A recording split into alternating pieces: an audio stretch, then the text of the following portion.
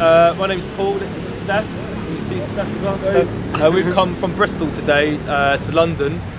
We spoke to each other last night on the phone and we just said, like, let's go to London. Basically, we both voted in the Labour leadership election that's coming up. 2 weeks ago we both voted Corbyn. They kicked us out 24 hours ago, 36 hours ago. We've now got 12 hours to make our votes count. So we've driven up from Bristol. It's cost us what, considerable amount of money. 80 quid or something, but it's not even about the money anymore. It's not the money, but... I've never voted, I'm 30 this year, I've never voted, but when I met Jeremy Corbyn and heard about the campaign and stuff, I felt like there was something to vote for. A lot of my friends said, what are you doing? I've always been very about not voting, it's no point, they're all the same, blah, blah, blah.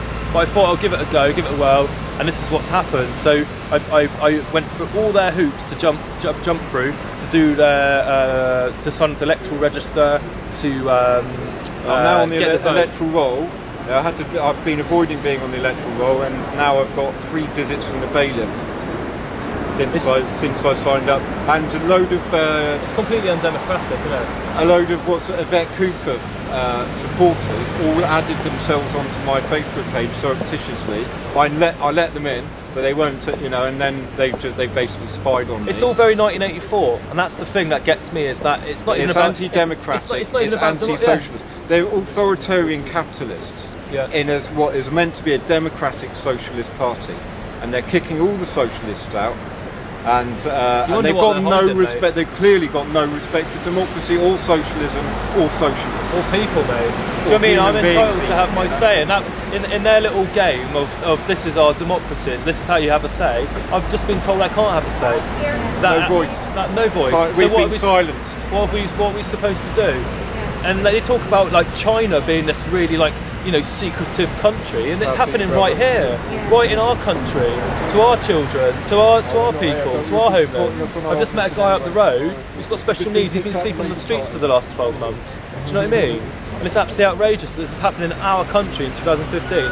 So I felt that if I took part in their election, that it might change something, but all it's changed is that I've had to come to London to go and speak to their representatives today with my friend and try and get it. It's just completely dishonest and untrustworthy, and I have been very cynical for a very long time, but I felt like I'd give it a whirl, you know.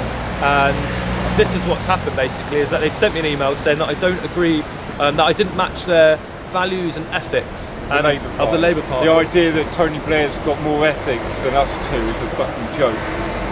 I mean, how much blood have that lot got on their hands, and they're saying that we lack ethics? Yeah. Or we don't share their ethics. Maybe their ethics are killing children. Yeah. That's it, isn't it? That's it. Maybe that's right. Yeah. Maybe. Yeah.